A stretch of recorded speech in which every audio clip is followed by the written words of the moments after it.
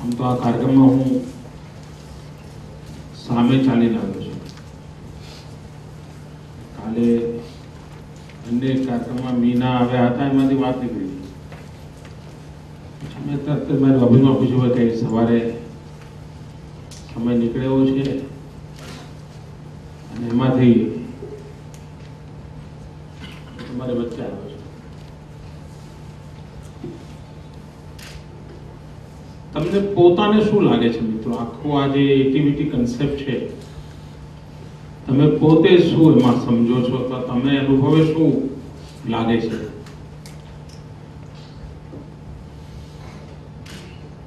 કોઈ પણ બોલી શકે.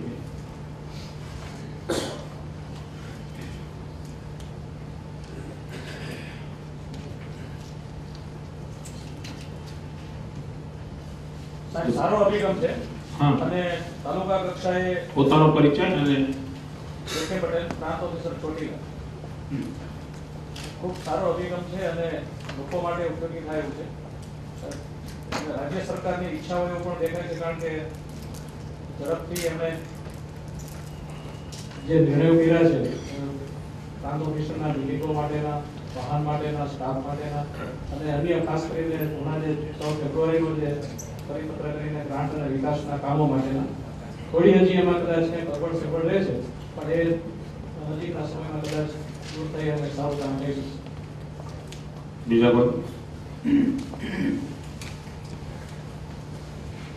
પ્રાંત અધિકારી અમરેલી જેબી બારૈયા. સર, મારે ગઈકાલે જ કલેક્ટરશ્રી સાથે એક શેરડીમાં નાના માંડોડા ગામે જવાનું થયું. ત્યાંના સરપંચશ્રીએ બહુ આપણે આશ્ચર્યજનક કહ્યું કે સાહેબ આપના કામે તો આવો છો, તમારે એપેન્ડિક્સ એ ભરવાનું. પરંતુ સરપંચે એની જ વાતો શરૂ કરી કે અમારે મફતપરામાં કેટલાય સમયથી આ કામ કરવાનું બાકી છે. એટલે સાહેબે કીધું કે શેનું કામ બાકી છે? કે ગટરનું કામ બાકી છે, ઘણા સમયથી થતું નથી. તાલુકા એજન્ટમાં એમએલએ શ્રીને ઘણીવાર રજૂઆતો કરી, તો એ મારી સામે ઈશારો કરીને કલેક્ટર સાહેબે કહ્યું કે આ સાહેબને તમારે ઓળખવાના, સરકારે એમને અક્ષય પાત્ર આપ્યું છે, દર વર્ષે કરોડો રૂપિયા આ પ્રાંત અધિકારીને મળશે ને કામ આપને કરાવશે. સોમવારે એમને મળજો, આપનું કામનું આયોજન આપજો, એ આપને એક વીકમાં કરાવી દેશે. એ સરપંચ શ્રી ખૂબ જ ગદગદિત થઈ ગયા અને સરકારશ્રીના વખાણ, કલેક્ટર સાહેબના વખાણ, ઇવન હું વળતો તો ત્યારે પણ મને કહે કે મને સાહેબ આપનું એડ્રેસ ને મોબાઈલ નંબર આપો, હું સોમવારે આપને અચૂક આવીશ. સાહેબ, આ જે પ્રાંત અધિકારીના હાથમાં આટલા કરોડો રૂપિયાની યોજના આપવાનું કામથી ગામમાં ખૂબ જ ચેતનવંતો બનશે. જે લોકોને અપેક્ષા હતી પદાધિકારીઓ તરફથી, એ હવે અમે કરી શકીશું. અને લોકોના કામો, ખાસ કરીને અમને પણ ઘણીવાર ઈચ્છા થતી હતી કે આ કામો આપણે કેમ ના કરાવી શકીએ, એ અમને પણ સત્તા. અને માત્ર 1 કરોડ રૂપિયા નહીં સર, 25 લાખ રૂપિયા તો અમને વિવેકાધીન ફાળવવામાં આવ્યા છે કે જ્યાં અમે સ્વ વિવેકાનુસાર કામ કરી શકીશું, અમને લાગે તે કામ કરાવી શકીશું. અને મને લાગે છે કે આ કામથી ખૂબ જ ફેરફારો થશે. બીજા કોઈ?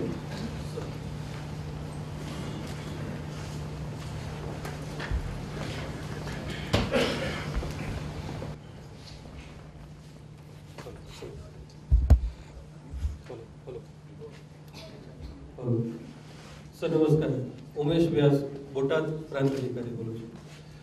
અમે અમારી નિમણૂક પ્રાંત અધિકારી તરીકે થયા બાદ 2 સારા કાર્યક્રમ અમારે કરવાના આવ્યા. એક ચલો તાલુકે એક્ટિવિટીના સેમિનાર કર્યા, પછી ચલો તાલુકે અને પછી ગરીબ કલ્યાણ મેળો. અમે જે કામ કરતા હતા એની અંદર રાજકારણના પદાધિકારીઓ છે એનો આખો અમારી તરફનો વ્યૂ આ કાર્યક્રમો અમે સાથે કરતા ગયા એનાથી બદલાયો. અને અમારી સાથે એ દરેક ગામનું કામ શેર કરવા માટે ધીમે ધીમે અમારી તરફ આવતા ગયા. આ જે કાર્યક્રમો થયા એનાથી અમને 2 તાલુકા 3 તાલુકા જે મળ્યા છે એની અંદર કામ કરવાની, દરેક ડિપાર્ટમેન્ટને સાથે લેવાની અમારી પાસે એક શક્તિ આવી. અને ત્યારબાદ ક્લસ્ટર એપ્રોચ જે અમારો ધીમે ધીમે ચાલુ થયો એનાથી અત્યારે એવું સ્ટેજ આવ્યું છે કે ક્લસ્ટર ઓફિસર જે તાલુકાના છે એમને 5-7 ગામ જે અમે સોંપેલા છે એનો ફીડબેક એટલો સરસ આવે છે કે એક સાદી વાત કરીએ તો અત્યારે સ્વાગત કાર્યક્રમ સર આપણે ચલાવીએ છીએ. સ્વાગત કાર્યક્રમની અંદર ગામ સ્વાગતમાં જે પ્રશ્નો નહોતા આવી શકતા એ ક્લસ્ટર ઓફિસર ગામે અવશ્ય જાય અને ક્લસ્ટર ઓફિસરની મિટિંગ અમે અવશ્ય લેતા થયા. એટલે ગામથી એક બે એમ પ્રશ્નો સામેથી આવતા થયા અને ક્લસ્ટર ઓફિસરને મળતા થયા. આ રીતે એક્ટિવિટીનું જે એક સંકલન કન્વર્જન્ટ પ્લાનિંગ કરવા બાબતે ધીમે ધીમે આગળ વધતું થયું. એ જ સમયે અમને આ 6 બેનો જીઆર મળ્યો અને 6 બેના જીઆરથી અમને જ્યાં સુધી ક્લસ્ટર ઓફિસરોને બોલાવતા હતા તો અલગ અલગ વિભાગના અધિકારીઓને એમ થતું હતું કે આ બધું હજુ ચાલે છે, લાકડાની તલવાર જેવું છે. પરંતુ 6 બેનો જીઆર થયો અને હમણે મોટાભાગના અમે અધિકારીઓએ એક અઠવાડિયા પહેલાં લગભગ બધાએ મિટિંગ લીધી હશે. તો આ મિટિંગની અંદર ક્લસ્ટર ઓફિસરોને અને પદાધિકારીઓની એક અલગ મિટિંગ લીધી. એમાં તાલુકાના મોટાભાગના સંગઠનના અધિકારીઓ હોય, પ્રમુખશ્રીઓ હોય અને સામાજિક ન્યાય સમિતિના ચેરમેન હોય એ સંકલન સમિતિમાં આવતા હતા. એની જગ્યાએ હવે આ સમિતિમાં આવવા પણ પ્રેરાયા અને ક્લસ્ટર ઓફિસરોએ સામે ચાલીને એમ કહ્યું કે હવે તમારી તાકાત તો વધી જ છે પ્રાંત અધિકારીની, પણ હવે અમે ગામે જઈએ તો અમે પણ છૂટથી એ લોકો પાસે એમના જે કામ અધૂરા છે એનું લિસ્ટ માગી અમે એનું પ્લાનિંગ કરીને 6-7 ગામનું કોન્ક્રીટ પ્લાનિંગ આપની પાસે મૂકી શકીશું. એટલે એક કન્વર્જન્ટ એપ્રોચ છે એ ક્લસ્ટર વચ્ચે પણ થયો અને ક્લસ્ટરથી અમારા તરફ પણ થયો. એટલે અમને ઓવરઓલ એક્ટિવિટીને કારણે અત્યારે 6 મહિના જીઆર પછી એક એવું લાગે છે કે પરફેક્શન ખૂબ આગળ વધી રહ્યું છે. Thank you. ખાસ કરીને મહેસૂલના અધિકારી મામલતદારમાંથી જ્યારે ડેપ્યુટી કલેક્ટરમાં આવે છે ત્યારે યોજનાકીય પરિચય પ્રમાણમાં ઓછો હોય છે. મહેસૂલી કામગીરી, જમીનલક્ષી કામગીરી, મેજિસ્ટોરિયલ કામગીરી કરવાના કારણે, મેળાઓના કારણે જે જુદી જુદી યોજનાઓના પરિચયમાં આવ્યા એના કારણે એક વિકાસનો ખાસ કરીને કન્સેપ્ટ ઊભો થયો. આગળ વધતા ક્લસ્ટર આવ્યું ત્યારે શરૂઆતમાં જે કન્સેપ્ટ હતો થોડી મૂંઝવણો પણ હતી, મથામણો પણ હતી. કામ શરૂ થયું, ક્લસ્ટરો કામ કરશે કે નહીં, કેપેસિટી બિલ્ડિંગની પણ વાત હતી. પણ જે રીતે કામ આગળ વધ્યું, ખાસ કરીને એમ હતું કે આ પ્રશ્નો બહાર આવશે પછી બજેટનું શું, સોલ્વ કોણ કરશે, બીજા ડિપાર્ટમેન્ટ પાસે જવાનું. નાનો પ્રશ્ન જે તાલુકામાંથી સોલ્વ થતો હોય જિલ્લા સંકલન સુધી જતો અને પછી સોલ્વ થતો હતો. ગ્રામ સ્વાગત કાર્યક્રમ આવ્યા પછી માત્ર ગોધરાનું ઉદાહરણ આપું તો 622 જેટલા પ્રશ્નો એક વર્ષમાં આવ્યા છે. આ પ્રશ્નો એ જ કક્ષાએ સોલ્વ થવાના કારણે અરજદારને વહીવટી તંત્રમાં વિશ્વાસ વધ્યો છે. જિલ્લા કક્ષાએ કે ઉપર જતા અને જે એને નિરાશા હતી કે મારા પ્રશ્નો ઉકેલાશે કે નહીં, ત્યાં જ મહિને જે મળે છે હવે એવું લોકો બોલતા થયા છે કે સ્વાગતમાં જઈશ તો 22 વર્ષનો મારો પ્રશ્ન ન ઉકેલાય પણ 5 દિવસમાં, હમણાં જ અમારા જિલ્લા સ્વાગત, તાલુકા સ્વાગતના એક પ્રશ્નમાં એવું થયેલું કે 22 વર્ષથી મને કોઈ સાંભળતું નહોતું પણ 5 જ દિવસમાં મારા પ્રશ્નનો કમસે કમ મને જવાબ મળ્યો એનો મને આજે સંતોષ છે. એટલે નીચેના પ્રશ્નો નીચેથી જ ઉકેલાય જે કન્સેપ્ટ હતો ગ્રામ સ્વાગત, તાલુકા સ્વાગતનો, એની સાથે સાથે આયોજન, મોનિટરિંગ અને લોકોને ભાગીદારીમાં કેવી રીતે ઇન્વોલ્વ કરવા. પૈસાની કે મનીની વાત બજેટની રીતે તો પછી છે, પરિપત્ર આવ્યો છે, પણ એ પહેલા નાની નાની વસ્તુઓ જેનાથી સહેજ અમારા સંશોધનથી કે મહેનતથી, જેમાં મનીની જરૂર નથી પણ સહેજ સંશોધન કરવાથી સીધું 30-40% રિઝલ્ટ વધારે મળે છે. આપને ઉદાહરણ હું એએનસી રજિસ્ટ્રેશનનું આપું તો ખાસ કરીને જે સગર્ભા માતાઓ છે એ 4 મહિના સુધી પ્રેગ્નન્સી છુપાવે છે સામાજિક રૂઢિઓ અને બીજા કારણોસર. ઘણી વખત આરોગ્ય વિભાગમાંથી પણ એ આઈડેન્ટિફાઈ થઈ શકતું નથી. આના કારણે ખાસ કરીને આઈસીડીએસની બહેનો ક્લસ્ટરમાં ગઈ ત્યારે એ આઈડેન્ટિફાઈ થયું. ત્યાર પછી પર મંથ પ્રેગ્નન્સીમાં જે ટાઈઅપ કરીને પોષણક્ષમ આહાર અને ડેવલપ કરવાનું હોય છે એમાંથી પણ એકાદ વિઝિટે પાડે છે. એટલે આપણા સરકારી યોજના ઉપરાંત 1/3 પ્રયત્નો નિષ્ફળ જાય છે. હવે વહેલી આઈડેન્ટિફાઈ કરવાથી અમે અમારા જે 20% મિસિંગ છે એ લગભગ બીજું ઓછામાં ઓછું 60% કુપોષણની જે વાત છે એ કવર થશે આઈડેન્ટિફાઈ કરવાથી. આ જ રીતે શિક્ષણમાં એફની શાળાઓને અમે ઈ ગ્રેડમાં લઈ જવી, બીને ઈ ગ્રેડમાં, એ ગ્રેડમાં લઈ જવી, આવા પ્રયત્નો કર્યા છે. કન્વર્ઝન થોડી અઘરી વાત હતી પણ કુપોષણનો આખા જિલ્લાનો સર્વે કરી ત્યારે અમને ખ્યાલ આવ્યો કે પ્રાયોજના વહીવટદારમાં પણ આવી સ્કીમ છે. 2.5 કરોડ રૂપિયા પડ્યા છે. એક પ્રોજેક્ટ બનાવી રહ્યા છીએ. જેટલું થાય એટલું પ્રાયોજનામાંથી જોઈન્ટ કરી અને ન થાય એ કેટલું લોકફાળાથી પણ શક્ય બને અને કેપેસિટી બિલ્ડિંગમાં વધારો થયો છે. ક્લસ્ટરના નાના કર્મચારીની ક્ષમતા પણ અમને, આપને વિશ્વાસ હતો પણ અમને શંકા હતી, પણ ધીરે ધીરે એ પ્રવૃત્તિમય થઈ રહ્યા છે અને પંચમહાલ જિલ્લામાં 2 તારીખે કેપેસિટી બિલ્ડિંગ માટેનો ક્લસ્ટરનો એક વર્કશોપ પણ રાખવામાં આવ્યો છે. આભાર. ડૉક્ટર એમ કે પાટડિયા, પ્રાંત અધિકારી હાલોલ. એટીવીટી અંતર્ગત સૌપ્રથમ તો સર ચલો તાલુકે જે મહત્વાકાંક્ષી પ્રોગ્રામો શરૂ થયા તાલુકામાં, એમાં સર જાંબુઘોડામાં જ્યારે પ્રોગ્રામ થયો ત્યાં સુધી સર પંચમહાલ જિલ્લાના જાંબુઘોડા તાલુકાના એ વિસ્તારના જે આદિવાસી બેલ્ટનો તાલુકો છે છેલ્લાનો, ત્યાં કોઈને ખબર નહોતી સર કે 50 વર્ષથી ચોટવડ, જવાણ, પોયલી આ જે ડુંગરની વચ્ચે આવેલા ગામોમાં સર કોઈ રસ્તા નહોતા. 50 વર્ષથી આ ગામો રોડ રસ્તાથી વંચિત હતા અને આ જે છેલ્લા વર્ષોમાં સર જે રોડ થયા પહાડ તોડીને, અને ચલો તાલુકામાં પ્રેઝન્ટેશનમાં જ્યારે બતાવ્યું ત્યારે બધાને ખબર પડી સર, ગામના ત્યાંના આગેવાનોને, લોકોને બધાને, કે આ આખો એક પહાડ જે ફરીને આખું જવું પડતું હતું, એ લોકોને 15-20 કિલોમીટરના અંતરમાં પહાડ ઉપરથી જવું પડતું હતું. એને બદલે આ પોયલી, જવાણ, જોટવડ અને એ બધા જે રોડ બન્યા સર હીરાપુર, એને કારણે પણ આ લોકોને આવી સરસ સુવિધા 50 વર્ષમાં પહેલીવાર આ ગામો રોડ રસ્તાથી જોડાયા, એ ખ્યાલ આવ્યો. બીજી વાત કહું સર કે અમે જે વિલેજ પ્રોફાઇલ ને અત્યારે હાલ અમારે બહુ પૂરજોશમાં કામગીરી ચાલી રહી છે, એ વિલેજ પ્રોફાઇલ તૈયાર કરાવીને એના પરથી અમે ક્લસ્ટર પ્રોફાઇલ બનાવીએ છીએ સર. તો એમાં સર અમને જે પરિણામો મળે છે ત્યારે વિલેજ પ્રોફાઇલ અને ક્લસ્ટર પ્રોફાઇલમાં ઘણા બધા કામોમાં ઘણી બધી ખૂટતી કડીના કામો બાકી છે, ઘણા બધા કામો એમની સમસ્યાઓ વર્ષો જૂની છે, જે કદાચ કોઈ પણ ઘણા બધા કારણોસર જે નથી લેવાતા સર, જે હવે વિલેજ પ્રોફાઇલમાં આવશે. અને હમણાં જે લેટેસ્ટ પરિપત્ર થયો એ મુજબ પ્રાંત અધિકારીશ્રીને જે હવે નાણાકીય સત્તાઓ આપવામાં આવી છે, એ મુજબ પ્રાંત અધિકારીશ્રીને એની મુલાકાત દરમિયાન જો યોગ્ય લાગે કે કોઈ ગામ છે, ફોર એક્ઝામ્પલ સર હાલોલ તાલુકાનું એક ગામ છે સર, જે એ ગામમાં આજે 700 મીટરનો રસ્તો નથી સર, અને એ લોકોને ચોમાસાના ટાઈમમાં બહુ તકલીફ પડે છે. તો પ્રાંત અધિકારીને સર જે નાણાકીય સત્તાઓ આપવામાં આવી છે એને કારણે સર હવે એ પોતે પણ એને રિયલાઇઝ થશે, એ મુલાકાત લેશે, જોશે, તો આવા ખૂટતી કડીના પાયાના છેડાના જે કામો હશે, જ્યાં કોઈ જ નહીં પહોંચી હોય, એ કામો પણ કરી શકશે.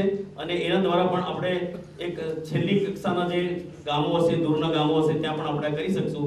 એ આનું એક બહુ સારું પાસું છે. Thank you sir. ડિપાર્ટમેન્ટના હોય છે, એમનું કામ છે એ મોનોટોનસ, એક જ માનો કે પાણી પુરવઠાના અધિકારી હોય તો પાણી પુરવઠાનું જ કામ જિંદગીભર કરતા હોય, એના બદલે એને આ તમામ બાબતો આંગણવાડી કેન્દ્રો ચકાસવા, મધ્યાહન ભોજન કેન્દ્રો ચકાસવા, પછી શાળાઓની ચકાસણી કરવી, અને એના જે માનવ વિકાસ સૂચકાંકના જે એકમો છે, શિક્ષણ, આરોગ્ય અને જીવન ધોરણ, એના પરિવર્તન વિશે એની એક સામેલગીરી છે, એનાથી એને પોતાનું એક સાર્થકતા એની જીવનની ઉત્પન્ન થાય એવી વાત છે. સાથે સાથે જે આ જે શિક્ષણ, આરોગ્ય અને જીવનશૈલી અને જીવન ધોરણ, એમાં શારીરિક, માનસિક અને ભાવનાત્મક સ્વાસ્થ્ય, આ ત્રણેય પાસા ઉપર પ્રાંત અધિકારીના આગેવાની નીચે તાલુકામાં એક ધ્યાન કેન્દ્રિત કરી શકાય એવી પરિસ્થિતિ છે. સાથે સાથે યોજનાકીય કામોની જે વાત છે, એમાંથી ગ્રાન્ટનું જે આપવામાં આવી છે, એનાથી ઘણીવાર એવું બને છે કે માત્ર એક નાનો પુલિયો કરવાથી અથવા તો નાલું કરવાથી આખા ગામની જે સમસ્યા હોય છે વર્ષો જૂની, એ ઉકેલી શકાય છે. એટલે આ બધી બાબતોના કારણે એક ઉત્સાહનું વાતાવરણ જરૂર પ્રગટ થયું છે. અને જે આવનારા દિવસોમાં જે નાયબ મામલતદારની જે ભરતી થવાની છે, એનાથી હું માનું છું કે જે ઓફિસીસમાં જગ્યાઓના જે પ્રશ્ન છે કે મહેકમ પૂરું નથી, એ મને લાગે છે કે એ જે કમી છે એ પણ આવનારા દિવસોમાં છે એ ચોક્કસપણે પૂર્ણ થઈ જશે. અને જે પોટેન્શિયલથી, જે ટાર્ગેટથી જે કામ કરવા માગીએ છીએ અમે લોકો, એ અમે કરી શકશું. ધન્યવાદ સર. નમસ્તે સર. બીએલ પરમાર, પ્રાંત અધિકારી શ્રી નગરપાલિકા. સર, એટીવીટી અંતર્ગત સાબરકાંઠા જિલ્લામાં સ્વજલ ધારા હેઠળ દરેક તાલુકામાં ઓછામાં ઓછી 30 યોજનાઓ 28/2 સુધીમાં મંજૂર કરવાનું લક્ષ્યાંક અમને માનનીય કલેક્ટર સાહેબ દ્વારા આપવામાં આવેલું. એ અંતર્ગત 51% જેટલું લક્ષ્યાંક અમે સિદ્ધ કરી દીધું છે, અને 28/2 સુધીમાં દરેક તાલુકામાં 30 જેટલી યોજનાઓ સ્વજલ ધારા હેઠળ સંપૂર્ણ રીતે મંજૂર કરવામાં આવશે. એટલે પ્રાંત અધિકારીશ્રીની વિકાસની અંદર એક મહત્વની ભૂમિકા ધીરે ધીરે પ્રસ્થાપિત થઈ રહી છે. અત્યાર સુધી પ્રાંત અધિકારી વિકાસ યોજનાઓથી અલિપ્ત રહેતા હતા.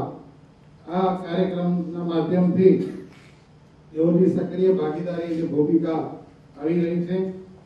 બીજું વાત કરું કે તાલુકા એટીવીટી અંતર્ગત અમે સરપંચશ્રીઓનો અને ક્લસ્ટર અધિકારીઓનો એક સેમિનાર કરેલો. એમાં 3 જેટલા સરપંચશ્રીઓ રજૂઆત કરી કે સાહેબ અમારે ત્યાં બોર તૈયાર થઈ ગયા છે, પરંતુ ઇલેક્ટ્રિફિકેશન નહીં થવાના કારણે અમને આ યોજના ચાલુ થઈ શકતી નથી. તુરત જ અમારી પાસે જીઈબીના અધિકારીઓ પણ હાજર હતા. સરપંચશ્રીની અરસપરસ સંમતિ લઈ, કારણ કે જે બોર કરવામાં આવેલો એ બીજા ગામની હદમાં કરવામાં આવેલો, એટલે રેવન્યુ રેકોર્ડમાં એની નોંધ કરવાના પ્રશ્નો હતા. તુરત જ અરસપરસ સંમતિ લઈ અને અમે ઈદરાના માધ્યમથી એ દિવસે એન્ટ્રી કરાવી અને આ જીઈબીને જે કનેક્શન આપવામાં જે હર્ડલ હતું એ તુરત જ દૂર કરી અને એ દિવસે આ પ્રશ્નનું નિરાકરણ કર્યું. એટલે આ રીતે સંકલનનું એક માધ્યમ છે, એના મારફતે જે નાના નાના પ્રશ્નો કે જે 6 મહિના સુધી આવી બાબતો જ્યાં સુધી આપણા ધ્યાનમાં ના આવે, એટલે નાના પ્રશ્નોના કારણે પણ એ યોજના વિલંબિત થતી હતી, તે હવે આનાથી સારી રીતે નિવારી શકાશે. કુપોષણમાં પણ અમે એક સેક્ટર પસંદ કર્યું છે. એમાં 801 જેટલા બાળકોના ફોટોગ્રાફ્સ લઈ અને એમનું હિમોગ્લોબિન અને પૂરક પોષણની વ્યવસ્થા કરી અને એનું મોનિટરિંગ કરવાની આખી એક સિસ્ટમ ઊભી કરી છે, જેના કારણે એ બાળકોને આપણે કુપોષણમાંથી બહાર લાવી શકશું. તે જ રીતે ક્લસ્ટર અધિકારીઓને આપણે ગુણોત્સવમાં જે A ગ્રેડની શાળાઓમાં એક પણ શાળા નથી, એ B ગ્રેડની શાળાઓને અપગ્રેડ કરવા માટેના પણ એમને ટાર્ગેટ્સ આપ્યા છે. એ પણ કાર્યક્રમ સમયબદ્ધ રીતે આપણે અચીવ કરીશું. આ રીતે વિકાસમાં સક્રિય ભાગીદારી પ્રાંત અધિકારી શ્રી નિભાવશે એવી એક વાતાવરણ ઊભું થયું છે. Thank you. ખૂબ ટૂંકમાં, લંબાણપૂર્વક નહીં, આખા કન્સેપ્ટ તમે કેવી રીતે જુઓ છો? તમારે કોઈ સમજાવવું કેવી રીતે સમજાવે? આપણો તાલુકો વાયબ્રન્ટ તાલુકો, એટલે તાલુકાને ધબકતો કઈ રીતે રાખવો, તો સૌપ્રથમ જે અધિકારીશ્રીઓ અને પદાધિકારીશ્રીઓ ભેગા થઈ તાલુકાની માળખાકીય સુવિધાઓ ઉપલબ્ધિઓ શું છે અને મિસિંગ ગેપ શું છે, એ મૂળ આનો વિષય વસ્તુ છે આ યોજનાનો. ત્યારે અમે કાર્યક્રમ કરતા ચલો તાલુકા કાર્યક્રમથી ચાલુ કર્યો, ત્યારે મારા પ્રાંતની અંદર 3 તાલુકા છે સર. એની માળખાકીય સુવિધાઓનું એનાલિસિસ કર્યું. ભૌગોલિક વિવિધતા છે, એટલે અલગ અલગ વિસ્તારમાં અલગ અલગ સમસ્યાઓ છે. તો અધિકારી અને પદાધિકારીઓ ભેગા થઈ મિસિંગ ગેપ ઉપર કેન્દ્ર સ્થાને કે હંમેશા સર્વાંગી વિકાસ માટે ત્વરિત શું કરવા જેવું છે, તો આ યોજના એના માટે બહુ અગત્યની છે સર. હવે અમને 25 લાખ રૂપિયા વિવેકાધીન ગ્રાન્ટ આપવામાં આવી છે. ત્યારે સીધું અમે અધિકારી અને પદાધિકારીઓ જ્યારે અમે અમારી સમિતિની રચના કરી છે, એમાં સીધો નિર્ણય લઈ અને કામગીરી કરી શકીશું. હવે ન્યૂનતમ સર્વાંગી વિકાસ માટે ન્યૂનતમ જરૂરિયાતો જે છે સર, શિક્ષણ છે, આરોગ્ય છે, તો હંમેશા ગામડા લેવલે આ જ મહત્વની બાબત છે. તો અમે સરપંચ સુધી અમે ક્લસ્ટર બનાવીને પહોંચ્યા છીએ. ત્યારે સર્વાંગી વિકાસ માટે આ અગત્યની યોજના છે સર. પણ અધિકારી અને પદાધિકારીઓને આજે અસરકારકતા હશે જ્યારે આ કામગીરીમાં, તો ચોક્કસપણે હું એટલું કહી શકું સર, આ યોજના સારામાં સારી યોજના છે sir. Thank you sir. PM Prajapati પ્રાંત અધિકારી ભાઈ બોલું છું. અમારે ત્યાં આજે આપનો જે કોન્સેપ્ટ છે સર, અમે એ રીતે સમજ્યા છીએ કે તાલુકા કક્ષાએ જે પ્રાંતો અત્યારે પહેલા મોટા ડિવિઝન હતા અને એની જગ્યાએ નાના ડિવિઝન થવાથી અમુક જે રિમોટ તાલુકાઓ હતા એને એના ઉપર ધ્યાન અપાતું નહોતું. અમે આ સમય દરમિયાન જોયું, ઘણા ગામોમાં મુલાકાત લીધી, તો એ ગામમાં કલેક્ટર કક્ષાના કે પ્રાંત કક્ષાના અધિકારી પહેલ વહેલા ગયા, બાજુમાં જ ગામ હોય, મારા તાલુકાની બાજુમાં ચાલવા તમકા અને હળવા ગામ છે, તેમાં પ્રાંત અધિકારી કે સાહેબ અમારે ત્યાં કલેક્ટર કે પ્રાંત અધિકારી કક્ષાના માણસ પહેલ વહેલા આવે છે. એટલે આવા બધા ગામડાઓ જે છૂટા છવાયા હતા એમાં હવે પ્રાંત અધિકારી એકદમ સરળતાથી જઈ શકે, મળી શકે છે. અમને એક ગામની મુલાકાત લઈ શકાય છે. આપણો તાલુકો વાયબ્રન્ટ તાલુકાનો જે કોન્સેપ્ટ છે એ પ્રમાણે એક ગામ ઉપર વધુ ધ્યાન આપી શકાય. સરકારની જે યોજનાઓ છે એમાં દરેક ગામનું સંકલન કરવા માટે જે સંકલન સમિતિઓ છે એની અંદર આપણે આ વસ્તુઓ મૂકી શકીશું, પ્રશ્નોને વધારે સારી રીતે સમજી શકીશું અને આપના જે ખ્યાલ છે એ પ્રમાણે એક ગામની ન્યૂનતમ જરૂરિયાતોને વધારે સારી રીતે સમજીને આમાં અમે મેળવી શકીશું. આંગણવાડીની હોય બાબત, મધ્યાહન ભોજન યોજનાની હોય, અમારા જે ક્લસ્ટર ઓફિસરો છે અત્યાર સુધી એ પોતાના ખાતા વિશે જ વિચારતા હતા.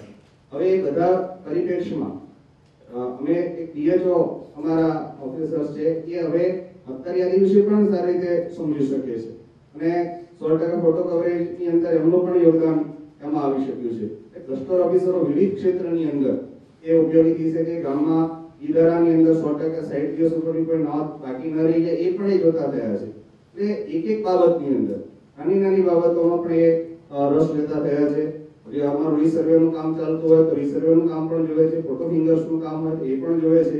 એટલે અત્યાર સુધી અમને ખ્યાલ હતો કે બસ મારા ખાતું અને મારા વિશે વિચારતા હતા કે હવે એમનો કોન્સેપ્ટ છે એ ખૂબ બ્રોડ થયો છે અને એ દિશાની અંદર કે આ ડિપાર્ટમેન્ટની વાત નહીં, હું સરકારના પ્રતિનિધિ તરીકે કામ કરું છું અને મારે દરેક બાબતો જોવી જોઈએ એવો કોન્સેપ્ટ એમનો ધીરે ધીરે આપના આજે સુંદર વિચારને કારણે અભિભૂત થઈ રહ્યો છે. Thank you sir. નમસ્કાર, એમએસ ગોહિલ સાવલી પ્રાંત છું. સાહેબ, આપણે જ્યારે એક્ટિવિટીનો સેમિનાર માટે ઉદ્બોધન કર્યું એના પછી અમે એક તરત જ તાલુકાની અંદર જે ટીમનું આયોજન કર્યું. હવે તાલુકાના જેટલા અધિકારીઓ છે એ બધા અધિકારીઓની જે એવી ભાવના થઈ છે કે આપણે બધા એક ટીમ તાલુકા તરીકે કામ કરીએ છીએ. એક આનું મોટું પરિણામ સારામાં સારું આવ્યું છે. એના એક ઉદાહરણ આપણે આપ્યું તો અમે એવું નક્કી કર્યું હતું કે ભાઈ આપણે આ વચ્ચેનો ગાળો છે શું કરવું. તો અમે આપના એ પ્રેરક ઉદ્બોધન ઉપરથી એવું નક્કી કર્યું કે આપણે કંઈક કાર્યક્રમ 5 સ્વાધ્યાય સુખાય પ્રોજેક્ટ લીધા. એમાં એક પ્રોજેક્ટ અમે એવો લીધો પશુપાલન અધિકારી દ્વારા કે દરરોજનું પર ડે 10,000 લીટર દૂધ સાવલીમાં વધારો થવો જોઈએ. એટલે એ લોકોને આશ્ચર્ય લાગ્યું આ કેવી રીતે. પછી મેં બધું પ્લાનિંગ કરી વિચાર્યું, મહેનત કરી થોડી. 17,000 લીટર પર ડે દૂધનું ઉત્પાદન વધ્યું આ એક્ટિવિટીના પ્રયત્નોના પરિણામે. અમારી જે નર્મદા કેનાલ જે છે એના જે ડિસ્ટ્રીબ્યુટરી એના જે નાના પ્રોબ્લેમ હતા એ બધા તાલુકા કક્ષાએ અમે બધા એને લઈને ઉપર કક્ષાએ સંપર્ક કરીને એને સોર્ટ આઉટ કરાય. સાયફરનો પ્રોબ્લેમ છે, નાની કેનાલનો પ્રોબ્લેમ છે. તો એ ટીમ ભાવનાના લીધે એનો નિકાલ થતાં અમે 10,000 હેક્ટર જમીનમાં પિયત વધારો કરવાનો હતો. એના બદલે અમે 12,000 હેક્ટરની અંદર પિયત એટલે ટાર્ગેટ અમે 10નું આપ્યું હતું. ત્યારે બી ડિપાર્ટમેન્ટના મળતો એમ કહે કે સાહેબ 5-7 હજારથી આપણે વધીશું નહીં. પણ આ ભાવના જે ઉત્પન્ન થઈ એના બદલે 12,000 હેક્ટર જમીનની અંદર સિંચાઈનું એ કરી શક્યા છે. એવી રીતે કુપોષિત બાળકો છે 3226 બાળકો કુપોષિત હતા. આજે 744 બાળકો કુપોષિત છે. બાકી બધાના માટે અમે જે પ્રયત્નો ક્લસ્ટર કર્યા, કેળા, દૂધ, ડેરીઓનો સંપર્ક આ તે.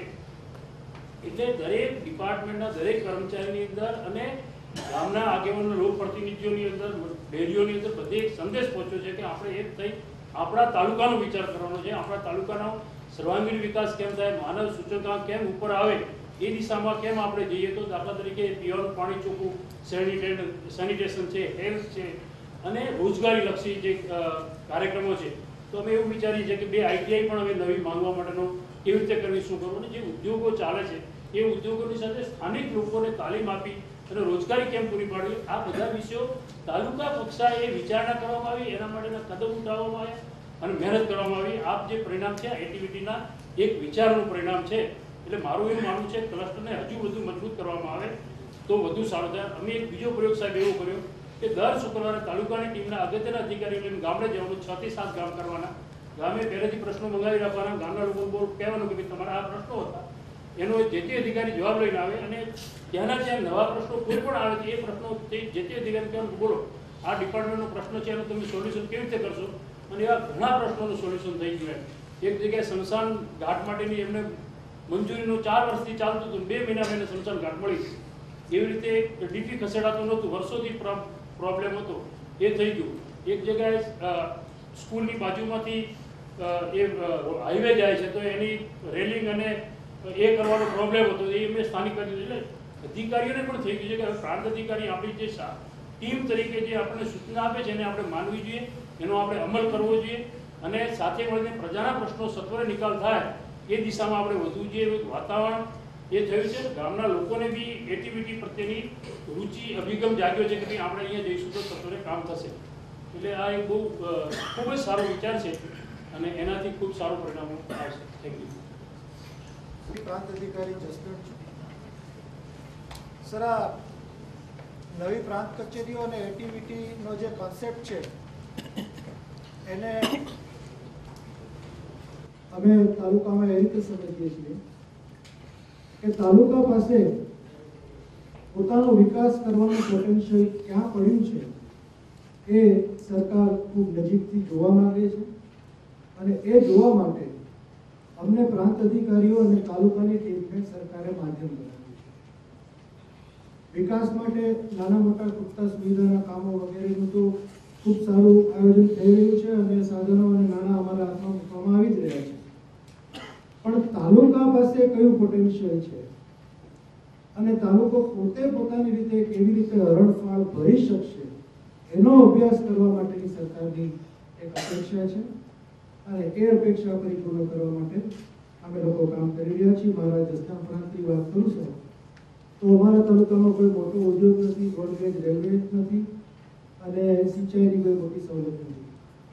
પણ જસદણમાં 170 જેટલા માઇક્રો હેન્ડીક્રાફ્ટના યુનિટ્સ છે અને 25 થી 30 હજાર નાના નાના કારીગરો એમાં રોજગાર અને મોટાભાગની બહેનો છે. હવે આ જસદણના હેન્ડીક્રાફ્ટ ઉદ્યોગને એક અલાયદો હેન્ડીક્રાફ્ટ પાર્ક આપવામાં આવે અને ડિઝાઇન એન્ડ એપ્લિકેશન ડેવલપમેન્ટનું સેન્ટર બનાવવામાં આવે, કાયમી એક્ઝિબિશન બનાવવામાં આવે તો આ ઉદ્યોગ ઇન્ટરનેશનલ માર્કેટ પર છવાઈ જવા માટે આતુર છે અને આ ઉદ્યોગને આ દિશામાં લઈ જવા માટે એ લોકોના માઇક્રો ઇન્ડસ્ટ્રીઝ તરીકે રજિસ્ટ્રેશન, એમના એસોસિએશનનું રજિસ્ટ્રેશન અને એમના માટે સ્પેશિયલ પર્પઝ વેહિકલ પણ રજિસ્ટ્રેશન કરવાની તૈયારી કરી છે.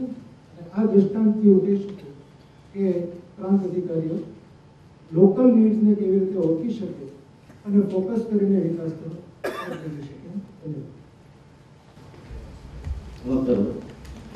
નમસ્કાર sir, MP Thakor, collector sir. Activity અંતર્ગત ક્લસ્ટર ઓફિસરના માળખા દ્વારા નિયમિત કામગીરી સર તાપી જિલ્લામાં કરીએ છીએ.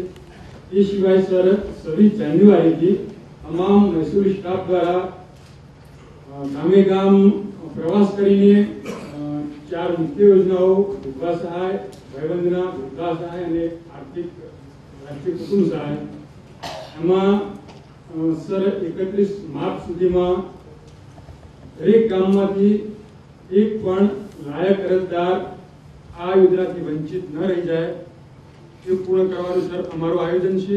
અત્યાર સુધીમાં સર 4 તાલુકાઓમાં કુલ 6290 જેટલી અરજીઓ માનનીય કલેક્ટર સાહેબના અધ્યક્ષ સ્થાન ઉપર લોક દરબારનું આયોજન કરીને સર પૂર્ણ કરવામાં આવી છે. ઉછલ તાલુકામાં સર બાકી છે. 4 યોજનાઓ સિવાય એક પણ વારસાઈ બાકી ન રહી જાય એ બાબતનું સર અમારું આયોજન છે. અંગત રીતે સર એક્ટિવિટી બાબતે મારો અભિપ્રાય કહું તો વિકાસની નદી ગાંધીનગરથી સર એક ગામડે ગામડે નીકળી રહી છે. એ બાબતમાં સર દુષ્યંત પંડ્યાનો એક શેર મને યાદ આવે છે. આપની પૂર્વ મંજૂરી હોય તો સર.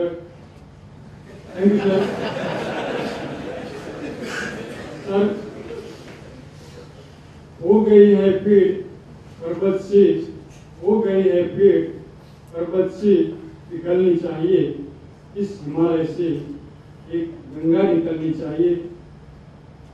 ગુજરાતના ગરીબ માણસોની વેદનાઓને આપ સર સારી રીતે સમજી શક્યા છો અને એના મનોમંથનથી એક્ટિવિટીનું સર્જન થયું છે.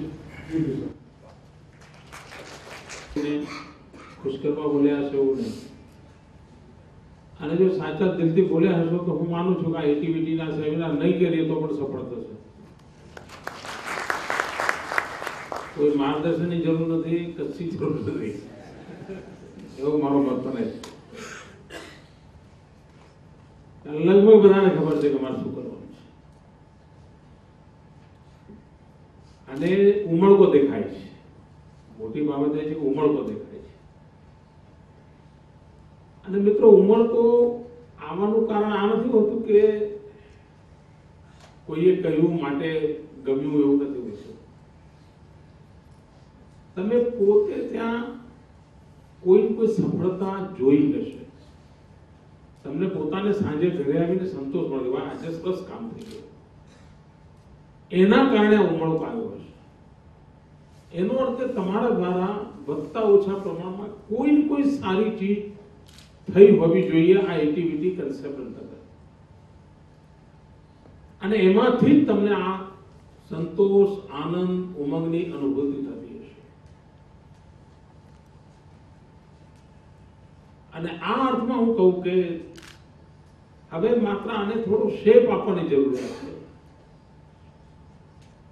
કારણ કે જો આટલી મોટી ટીમ, એની આટલી ક્લેરિટી હોય અને આવો ઉમંગ હોય તો ધાર્યું પરિણામ મળવું બહુ સરળ છે, એવું મને સ્પષ્ટ લાગે છે. મિત્રો, ગુજરાત એક મોટામાં મોટો પ્રોબ્લેમ છે. તમારા ધ્યાનમાં આવે છે કયો મોટો પ્રોબ્લેમ છે? કુપોષણનો બાળકો. કુપોષણ. બીજો સેનિટેશન, ગ્રામ્ય સેનિટેશન. પછી બીજો કોઈ પ્રોબ્લેમ મિત્રો તમારા ધ્યાનમાં આવે છે? એક મોટો પ્રોબ્લેમ છે.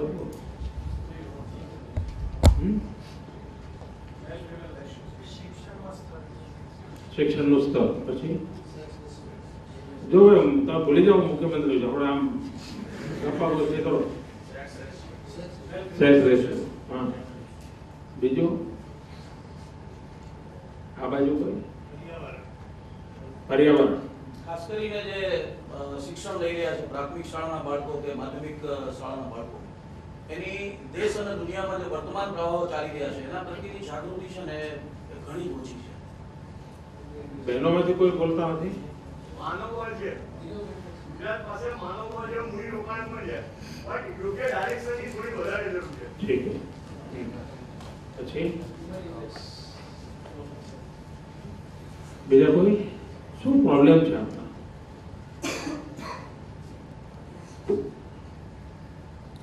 તો ગ્રામ્ય વિસ્તારમાં નશાબંધીનો બી પ્રોબ્લેમ છે. ફિઝિકલ ફિટનેસ પ્રત્યે જે જાગૃતિ હોવી જોઈએ પોતાની. નહીં, નવા લોકો જરા ચાન્સ લે.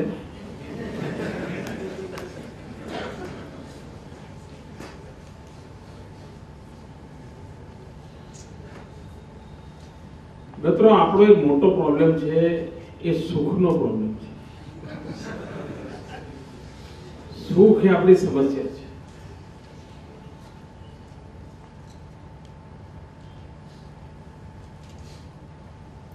મિત્રો, સુખ પચાવવું ખૂબ અઘરું હોય છે, ખૂબ અઘરું હોય છે.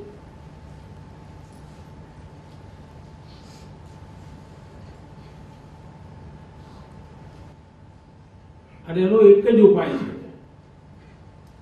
કે સુખને પ્રસારવું પડે.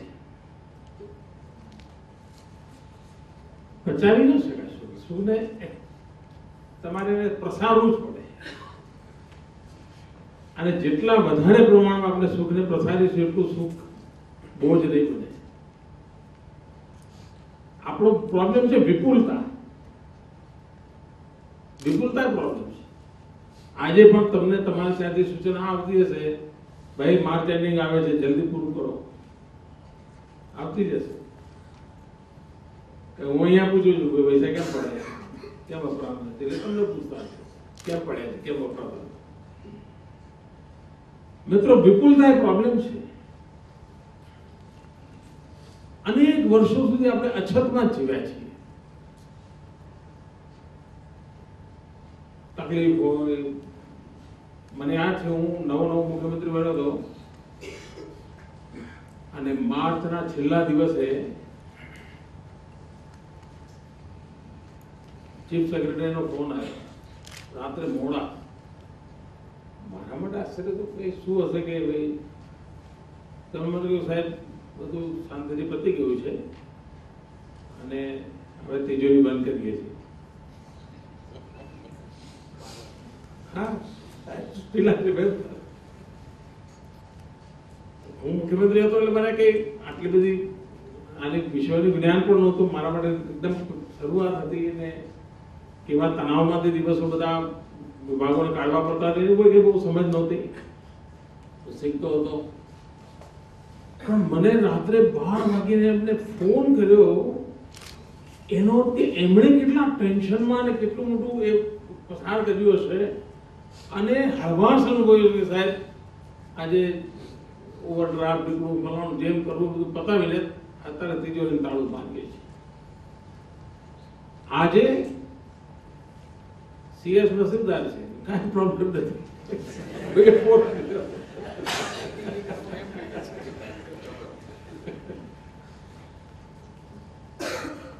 મિત્રો આટલી બધી વિપુલતા છે ત્યારે આપણી કસોટી મોટી. ઘણીવાર બે લોકોનો સ્ટાફ હોય તો કામ લેતા ફાવે, 50 નો હોય ને આપણે જ મુશ્કેલી મૂકે, હવે આને શું કામ છે, બહુ અગવડ પડતી હતી. મારા ઘણાને અગવડ પડતી હતી. કામ લેતા ના આવડવું ભાઈ મોટો પ્રોબ્લેમ હોય છે, એ પણ વિપુલતા છે. પહેલા કોઈ કાગળની કોપી કરી હોય તો 1 કલાક જતો તો કાર્બન પેપર મૂકે. હવે ઝેરોક્સ છે એટલે સમય બચી ગયો છે, પણ એની પાસે કામ એનું એક છે. જે જમાનામાં એ હાથેથી કોપી કરતો હતો એને જેટલો ટાઈમ ગણીને આપણે કરતા હતા, ઝેરોક્સ પછી પણ એ જ છે. ટાઈપરાઇટિંગ કરતા હતા અને જે એક ભૂલ પડે કાગળ બદલવો પડતો હતો. હવે અક્ષર જ બદલવાનું, કઈ કરવાનું જ નથી. સમય બચ્યો છે, પણ આ બચેલા સમય તરફ આપણું ધ્યાન નથી. આવી અનેક બાબતો છે મિત્રો કે વિપુલતા અને સુખ એ આપણા માટે સૌથી મોટો પડકાર છે. અને એનો ઉપાય આ છે, એફિશિયન્સી, ટાઈમ બાઉન્ડ, અમલીકરણ, સતત મોનિટરિંગ. અને આ જો હોય તો હું નથી માનતો કે આવડા મોટા રાજ્યમાં આટલા બધા લોકો હોય તો આ વિપુલતાનો બોજ લાગે, એવું ક્યારેય ન લાગે. મિત્રો આપણું ગુજરાત આગળ ધપી રહ્યું છે. તમને પણ ગુજરાત બહાર જવાનું થતું હશે અને તમે ગુજરાત સરકારમાં કામ કરો જેવું જ્યારે સામેવાળો જાણતો હશે, અનુભવ શું આવે છે? બીજા રાજ્યના કોઈ અધિકારી મળે, કોઈ તમને કોઈ સરકારી મિટિંગમાં જવાનું થયું હોય, માત્ર તમે ગુજરાત સરકારના એક વ્યક્તિ છો, તમારા પ્રત્યેનો ભાવ કેવો હોય છે બહારના લોકોનો?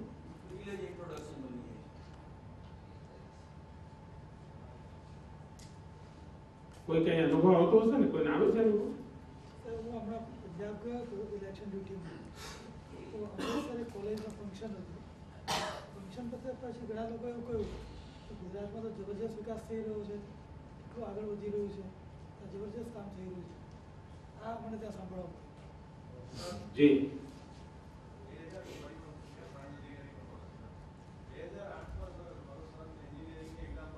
બેંગ્લોર લઈ ગયો હતો સર. એ એક્ઝામ આપતો ત્યારે સર અમે વાલીઓ ત્યાંના પણ હતા ને અમે બધા બહાર હતા. એટલે ખાલી કીધું હું ગુજરાતથી આવું છું, તો સર એ લોકો ટોળું થઈ ગયા અને કે તમારે ત્યાં તો મોદી સાહેબ ખૂબ સારું કરી રહ્યા છે, શું શું કરી રહ્યા છે એ અમને કંઈક થોડુંક કહો સર. આ 2008માં સર અનુભવ થયો સર. મારો પોતાનો દિલ્હીનો અનુભવ લઈ જવાનો. હું તે ઓફિસર ઉપર રિક્ષામાં એકવાર જતો હતો, તો રિક્ષાવાળો હિન્દી ભાષી હતો. मैंने एम कीधु कि साहब आप कहाँ के हो? मैंने बोला गुजरात से. तो क्या सिर्फ दो ही काम करते हैं? दो ही. एक आपके नरेंद्र मोदी जी और हिंदी भाषी હતો એટલે એને નીતિશ કુમારજીનું નામ દીધું. આ મારો પોતાનો અનુભવ છે. અને એના મોઢા ઉપર જે લાલી જોઈ અને એ પોતે બોલ્યો, જો કે મારાથી કદાચ અધિકારી તરીકે કહેવાય પણ કે ભારતની ગાદી ઉપર આવી વ્યક્તિની જરૂર છે. આ એના પોતાના શબ્દો છે, સાંભળેલી વાત નથી. નહીં, મારો બીજો પ્રશ્ન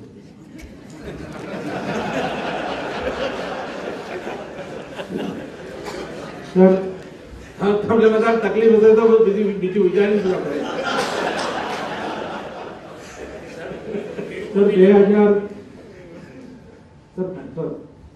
સર 2009માં આપણે ઇલેક્શન હતું.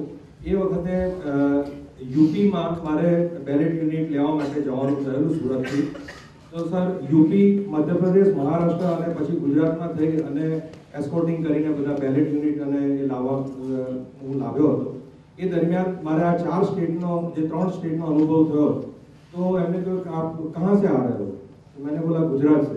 अरे वाह, आप तो बहुत लकी हो गुजरात जैसा डेवलपिंग स्टेट में आप रह रहे हो, वहाँ पर आप ऑफिसर हो, तो आपके लिए हम आपको मिलकर गर्व महसूस करते हैं।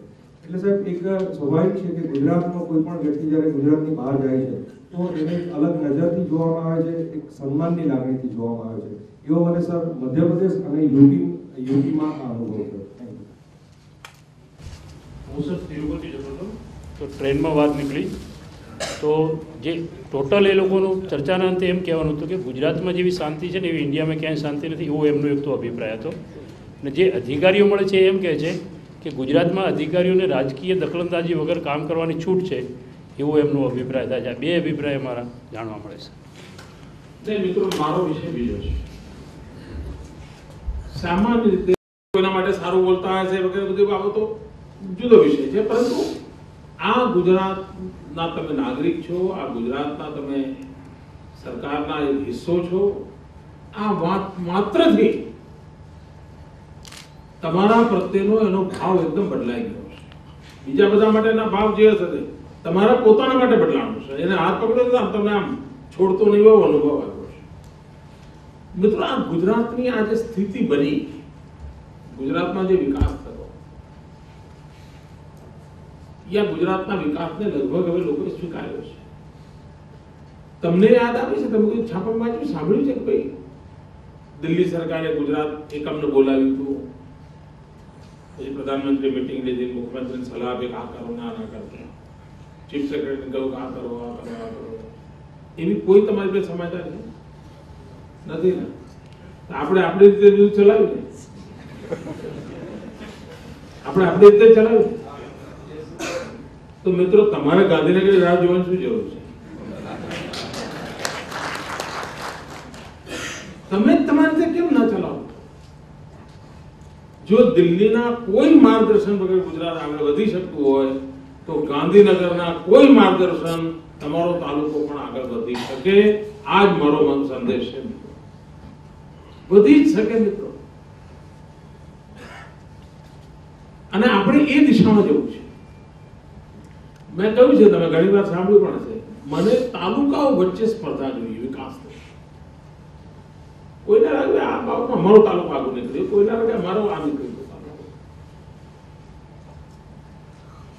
આનું એક વાતાવરણ તમારે લીડરશિપ આપવું જોઈએ મિત્રો। પ્રાંત અધિકારી એ એવી જગ્યાએ છે કે જેણે ડાયરેક્ટ લીડરશિપ આપવાની છે। એણે બેરેકમાં બેસીને ઓર્ડર કરવાના નથી। ચીફ સેક્રેટરી હશે, ચીફ મિનિસ્ટર હશે, બધા તો બેરેકમાં બેસીને ઓર્ડર કરે તો ચાલી જશે। પ્રાંત અધિકારી એવી વ્યવસ્થા જેને ફિલ્ડમાં મોરચાનું નેતૃત્વ કરીને લીડ કરવાનું છે। આ એવી વ્યવસ્થા તમારી પોતાની લીડરશિપ ક્વોલિટી,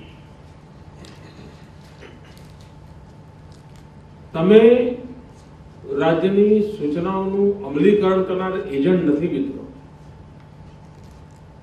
નથી નથી નથી આ શબ્દ હું 3 વાર બોલું છું। તમે પોતે જ લીડર છો, તમે પોતે જ ઇનોવેશન્સ કરી શકો, તમે પોતે જ ઇનોવેટિવ આઈડિયાઝ કરી શકો, તમે જ નવી વ્યવસ્થાઓ વિકસાવી શકો। આ પ્રકારનું પરિણામ તમારે આપવું પડે। માત્ર જ્યોગ્રાફિકલ એરિયા વહેંચણી રચના એનાથી એક્ટિવિટી સફળ નહીં થાય, સંખ્યાબળથી એક્ટિવિટી સફળ નહીં થાય।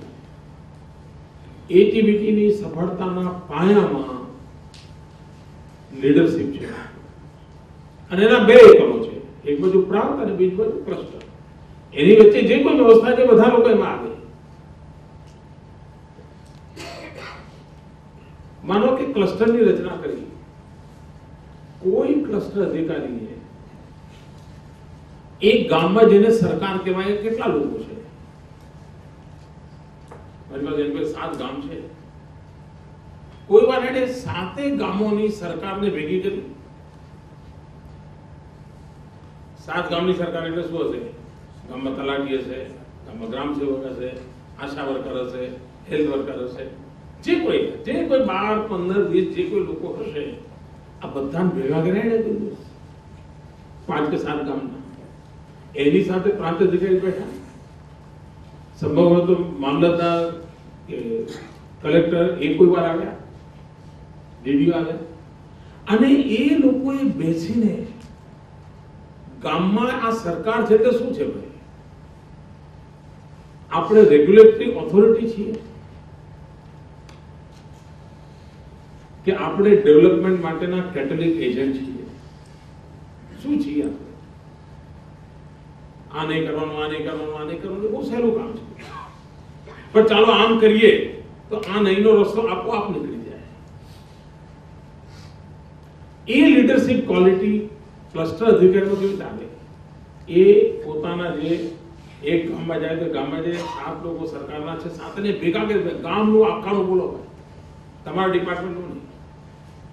પછી આખું ક્લસ્ટરના ટીમ અને બધા સરપંચ ને બધા જોડે કેમ ના ભાઈ ભાઈ આપણા ગામમાં એફમાં સરકાર સારા કેમ હોય એવું કહો તો ભાઈ શિક્ષક પણ આપણે એમાં કેમ ના હોઈએ? તમે મને કહો કે એમાં ના હોય તો આ નુકસાન કોને છે? આ મુખ્યમંત્રીને નુકસાન છે? એમાં કઈ કોને નુકસાન છે? કલેક્ટરને નુકસાન છે? આવી એમની સાથે વાત કરીને લીડ કરી શકીએ, ઇન્સ્પાયર કરી શકીએ. પછી એ ગામ પોતે જ નક્કી કરશે ના ના સાહેબ આ તો ન ચાલે. કલેક્ટર લેવલે શિક્ષકની કામગીરીનું જોવું અને એ ગ્રેડમાં આવેલી મથામણ કરવી અઘરામાં અઘરું કામ છે. પણ ગામના લોકો રોજબરોજ ચર્ચા યાર આ તો શરમ કહેવાય, એ ગામમાં આપણી શાળા યાર સી ગ્રેડમાં આવું કેવું, આ તો આપણું જાય. આ જો વાતાવરણ પકડાઈ ગયું ને ગામના જ લોકોને ભેગા કરીને આપણા ગામને શોભે કે આ ગામમાં 30 બાળકો કુપોષણ વાળા હોય, બહુ શોભે. પછી સરકારી યોજનાઓ બધું આવશે, એમને સાથે લઈને ભાઈ આ સમસ્યા બધું મુક્ત કરવું.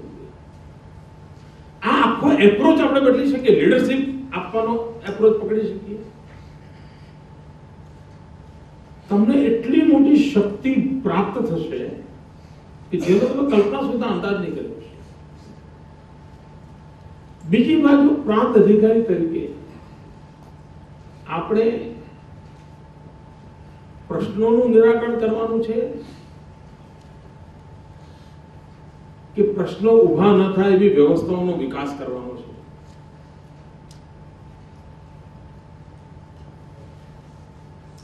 મારા બંને પ્રશ્નો તમે બરાબર મનમાં વિચારજો. ખૂબ એક્ટિવ અધિકારી હોય, સંવેદનશીલ અધિકારી હોય, પણ સાંજ પડે થાકી જાય, પછી એટલો બધો સેન્સિટિવ હોય રવિવારે ચેન ના પડે, રવિવારે બી દોડે. કેમ? યાર આ પ્રશ્ન રહી ગયો છે. એમાં મેં અધિકારી જોયા છે કે કુટુંબ માટે કાંઈ જ ન કરતા, એના મગજમાં જ હોય યાર આ પેલું રહી ગયું. આમ સારું લાગે આપણને, પણ મિત્રો ખરેખર આપણે કોઈ ફાયર ફાઈટરની જેવા પ્રશ્નોના ઉકેલો દોડ્યા કરવાનું છે કે ખરેખર આપણે લીડરશિપ આપીને એવી વ્યવસ્થાઓ બેસીને શાંત ચિત્તે 4 લોકોને જોડીને વ્યવસ્થાઓ નીતિ વિષયક નિર્ણય કરવાનો તે કરીએ, સ્ટ્રેટેજી બદલવાનો તે બદલીએ, અને વ્યવસ્થા જેવી વિકસે કે પ્રશ્નોનું પણ નિરાકરણ થાય, નવા પ્રશ્નો પણ ઉભા ન થાય. આપણે તાલુકા લેવલે આ કેવી રીતે કરીએ?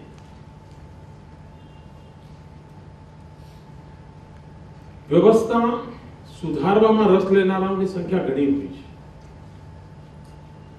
જે વ્યવસ્થા છે વ્યવસ્થામાં એડજસ્ટ થવા વાળાઓની સંખ્યા પણ ઘણી હોય છે કે ભાઈ જે છે આ જે ચલો પડે 2 વર્ષ 3 વર્ષ માટે અહીંયાથી પડી લઈશું. મિત્રો લીડરશિપની ક્વોલિટી એ છે કે વ્યવસ્થા નિર્માણ કરે, વ્યવસ્થા સુધારે તો ખરા પણ વ્યવસ્થા નવી નિર્માણ કરે, ઇન્સ્ટિટ્યુશનલાઇઝ કરે. અને જરૂરી નથી મિત્રો કે ગુજરાતમાં કે ઇન્ડિયામાં કાંઈ નથી તમે ના કરી શકો. સંભવ છે કે તમે કરશો એ જોઈને બીજા લોકો શીખશે. આમ આપણો કૃષિ મહોત્સવ દાખલા તરીકે મજાકનું કારણ બન્યો છે કોઈ એક સમય, પણ જ્યારે દેશનો કૃષિ વિકાસ દર 3% આગળ ન વધતો અને આપણો કૃષિ વિકાસ દર 10% ઘટતો ના હોય તો ભાઈ ખબર પડે કે યાર આમાં કે દમ છે. આખી વ્યવસ્થાને કૃષિલક્ષી બનાવી એક ઇન્સ્ટિટ્યુશનલાઇઝ રૂપ આને લઈ લીધું અને એના પરિણામો વ્યાપક મળવા માંડ્યા. આમ ગરીબ કલ્યાણ મેળો સરકારી યોજનાઓ તો હતી, લાભાર્થીઓને લાભ મળવાના જ હતા, પણ એમાં લાભાર્થી પોતે પણ ખૂબ શક્તિ ખર્ચવી પડતી હતી અને વહીવટી તંત્ર પણ 12 મહિના સુધી આ જ કામ માટે વહેલું રહેતું. આજે તો તમે ગરીબ કલ્યાણ મેળો વખતે નક્કી કર્યું એપ્રિલ મહિનામાં ગરીબ કલ્યાણ મેળો કરીને પૂરું કરી નાખવું છે. એનો અર્થ એ તો પછી એપ્રિલ પછી કમસે કમ એ વિભાગોના આ બધા કામો બંધ જ થઈ, કશું કરવાનું જ નહીં, 12 મહિના સુધી કઈ કરવાનું નહીં. તો એ શક્તિ આખી જેને લાભ મળ્યો છે, એ માનો જેને સંચો મળ્યો છે, એ સંચો એને ગરીબીમાંથી બહાર લાવવા માટેનું હથિયાર બને છે, એમાં સમય આપી શકશે. તો આખી વ્યવસ્થાને માત્ર વહીવટી અમલીકરણને બદલે પ્રોડક્ટિવ ક્ષેત્રમાં લઈ જવા માટેનો કેટલો મોટો સ્કોપ ઉભો થવાનો. હવે આ જે લીડરશિપ ક્વોલિટીમાં દર્શન હોય તો એ જ એનર્જી પ્રોડક્ટિવ એનર્જીની અંદર કન્વર્ટ કરી શકે, અને એ જો પરિણામ આપણે આપીએ તો હું માનું છું બહુ જ મોટો લાભ થશે. આ કર્યું નહીં એની સાથે આપણને ખબર હોવી જોઈએ કે રાજ્યના ઉત્તમ જે બેન્ચમાર્ક છે એમાં આપણો તાલુકો ક્યાં ઉભો છે. દરેક સેનિટેશનમાં તો રાજ્યનો બેન્ચમાર્ક આ છે, આપણે ક્યાં છીએ. ન્યુટ્રિશનમાં રાજ્યનો બેન્ચમાર્ક આ છે, આપણે ક્યાં. દરેક તાલુકાને ખબર હોવી જોઈએ. એના ચાર્ટ જ હોવો જોઈએ મોટો, અને આના લક્ષણ હોવા જોઈએ કે જૂન મહિના સુધીમાં સેનિટેશનમાં અહીં પહોંચવું છે, એપ્રિલ મહિનાની અંદર એજ્યુકેશનમાં અહીંયા પહોંચવું છે. આ તાલુકાના પોતાના ચાર્ટ હોઈ શકે, પ્રોગ્રેસ ચાર્ટ, માત્ર ટાર્ગેટ નહીં. આવી વ્યવસ્થાઓ પણ વિકસાવી શકીએ અને એ તાલુકાની આખી ટીમને ખબર હોવી જોઈએ. ગુજરાતમાં જે કંઈ આપણી સિદ્ધિ પ્રાપ્ત થઈ છે એના મૂળમાં એક ઘટના છે, તમારી જોડે મને શેર કરવાનું ગમશે, અને એણે ખૂબ મોટું પરિવર્તન આવ્યું છે. જ્યારે ત્યારે કોઈ એકેડેમિશિયન્સ આ બધી ચીજો લખશે, કારણ કે ગુજરાતનો વિકાસ થયો એ કેવું સહેલું છે, કેવી રીતે થયો, એના માટે કેવી મથામણો થઈ હશે, કેવા રસ્તા બદલાણા હશે, આ બહુ જ મોટા અભ્યાસનો વિષય છે. આપણા સમાજમાં એવો સ્વભાવ નથી એકેડેમિક રીતે આ બધું કામો કરવાનો.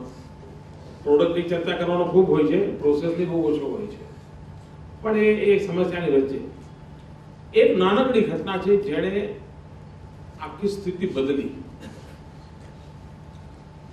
અને તમે બધા પણ થોડા ઘણા તો માનશે કદાચ પાછળથી આવેલા થોડા મિત્રો હશે, પણ મોટા મોટા એ વખતે સરકારમાં હશે. 2002માં હું ફરીવાર મુખ્યમંત્રી થયો, અને એ વખતે મેં એક સૂચના કરી બધા સચિવોને. મેં એમને કહ્યું કે આપણે દરરોજ સાંજે એક વર્કશોપ કરીશું, અને તે પણ ઓફિસ અવર પૂરું થયા પછી. એટલે એ પોતે જ એક મોટું જોખમ હતું. 6 વાગ્યા પછી ઘેર જવાનું બન્યા, સાહેબ એમ કે તમારે એ બેસવાનું છે, પણ હવે 5 વર્ષ હું રહેવાનો હતો એટલે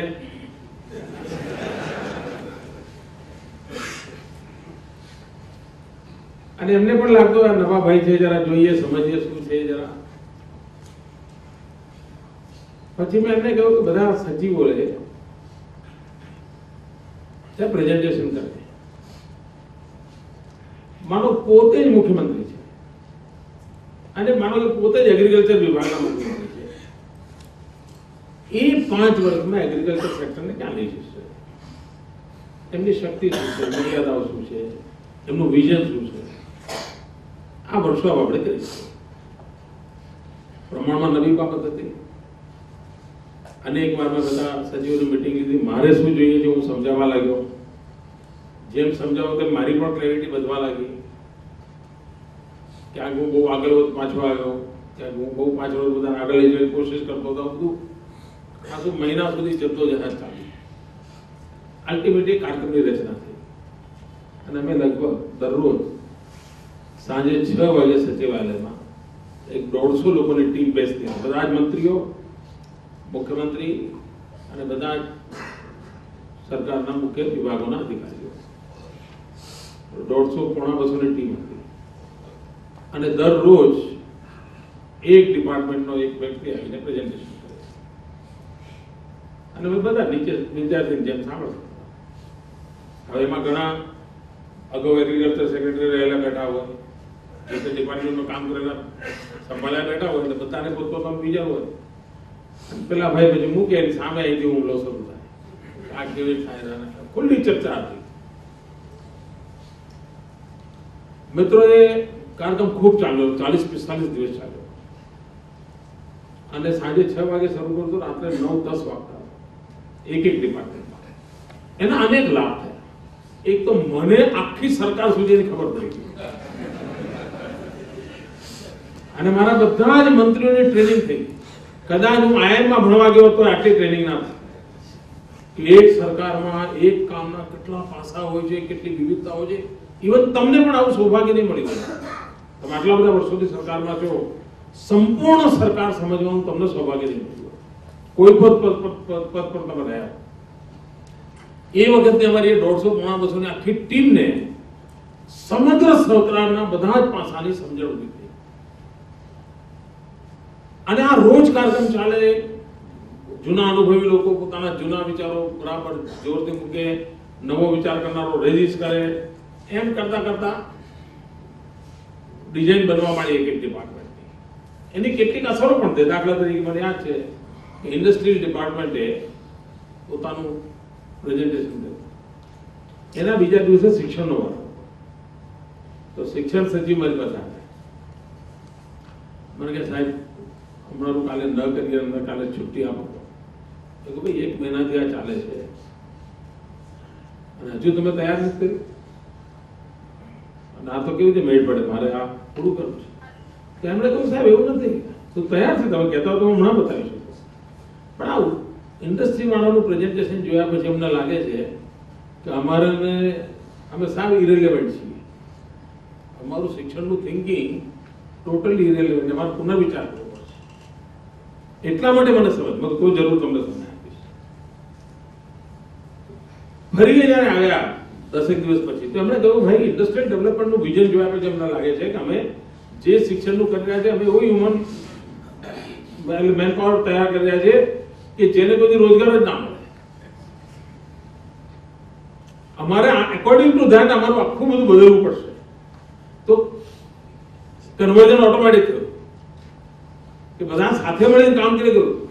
ફાઇનાન્સનું મિત્રો, સામાન્ય રીતે ફાઇનાન્સ ડિપાર્ટમેન્ટ એક એવો છે કે જેને ગુપ્તતામાં ભારે શોખ હોય. એટલે પોલીસ વાળા કરતા મોટું ગુપ્તતા હોય તો ફાઇનાન્સ વાળા. અને એ ખોલે જ નહીં કોઈ દીકરા. મેં ફાઇનાન્સે કહ્યું તમારું બધું બતાવવાનું છે.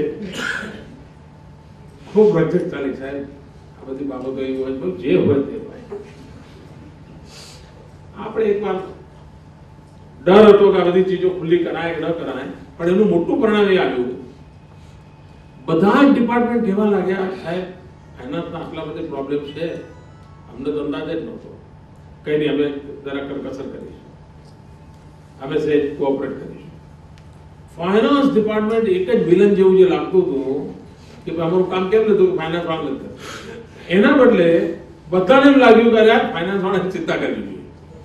આખા એપ્રોચ બદલાવા માંડ્યા, આખું થિંકિંગ પ્રોસેસ બદલાવા માંડી અને બધાને લાગવા માંડ્યું ભાઈ ટીમ તરીકે આપણે વિચાર કરવો જોઈએ.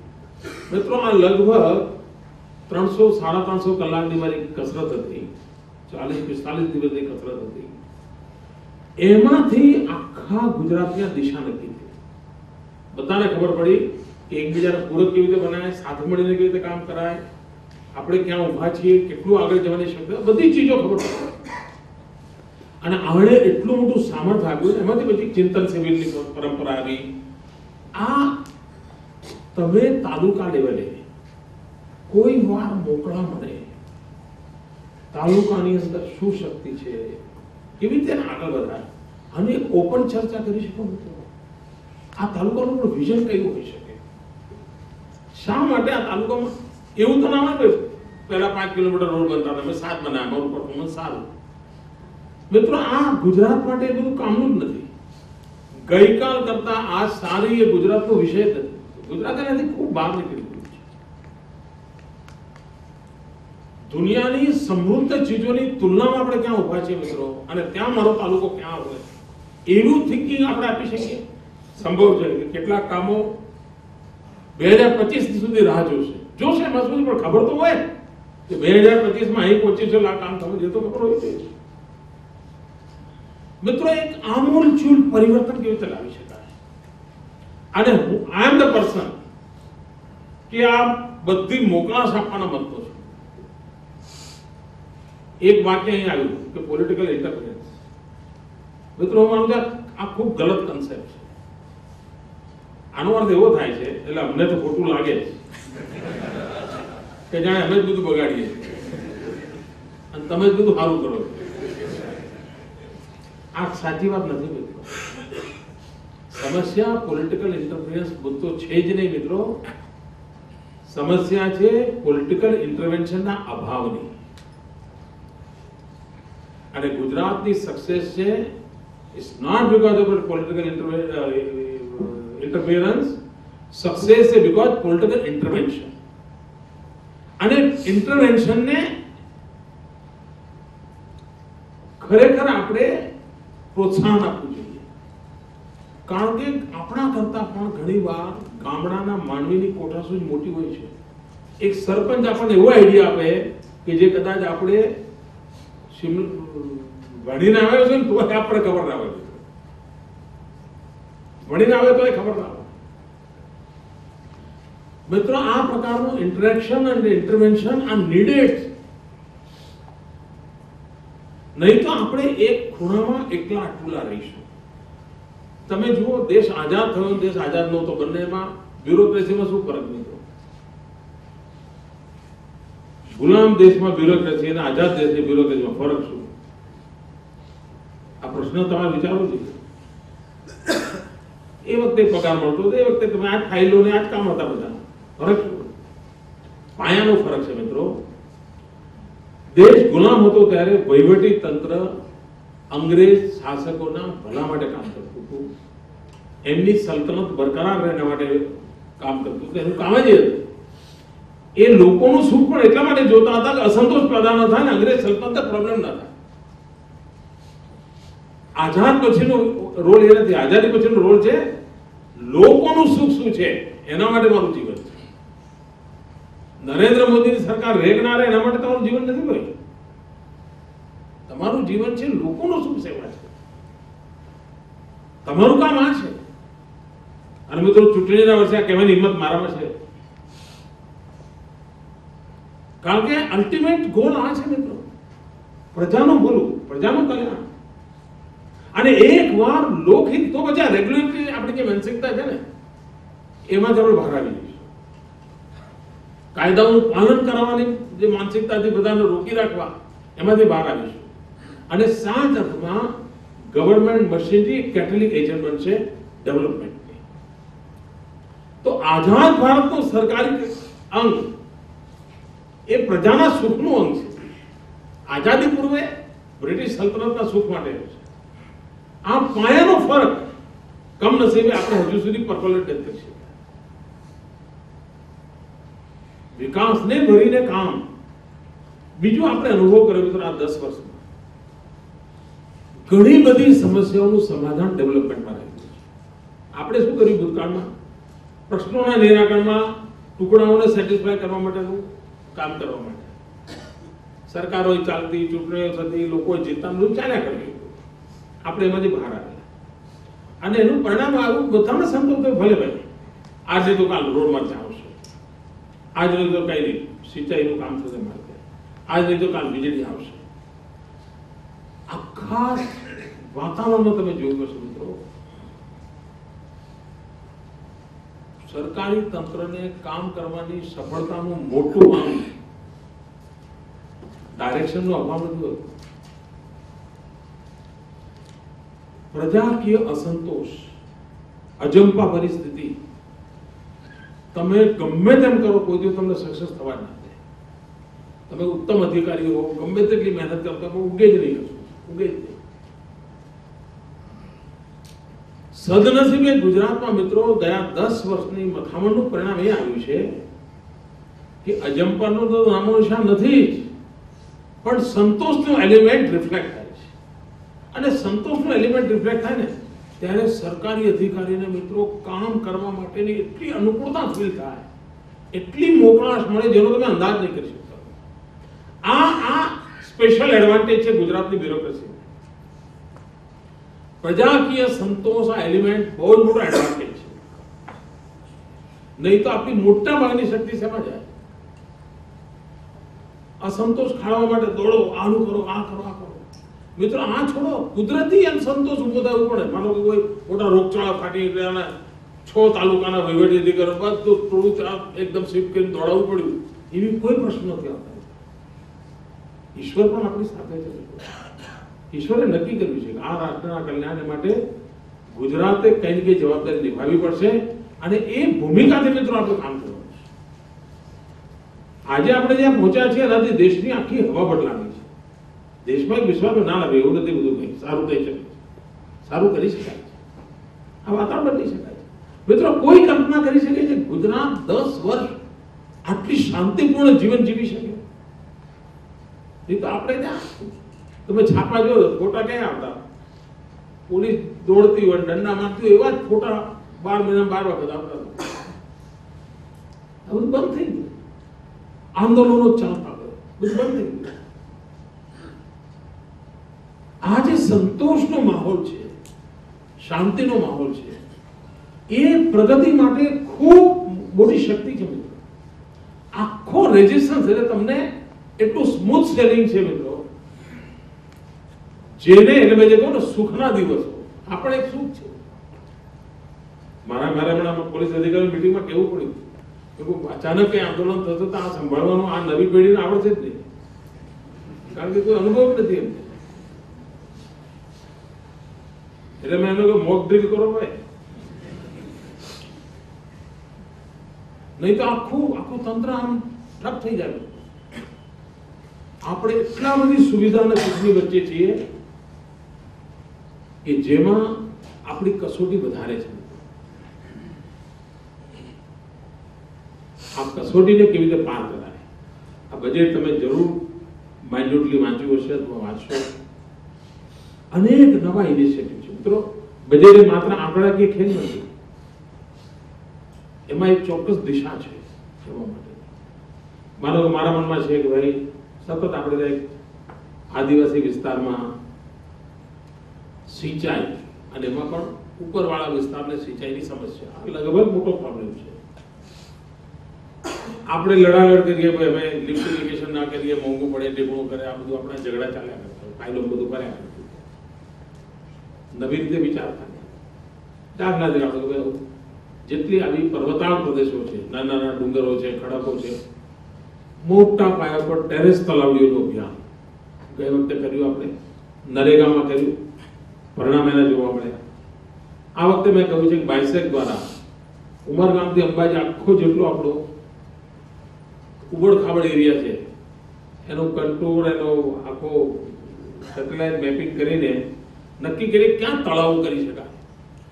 અને નરેગાની અંદર 3 પર્વતો નાના ભેગા થતા હોય પાણી આવતું જ હોય, ત્યાં નાના તળાવોનો મોટી આખી શૃંખલા કેવી રીતે ઊભી કરાય? મિત્રો હું નથી માનતો ઉમરગામથી અંબાજી સુધી આખા આદિવાસી પટ્ટામાં સિંચાઈ એ પ્રશ્ન રહે એવું મારું રો વિઝન કહે છે. હું કોઈ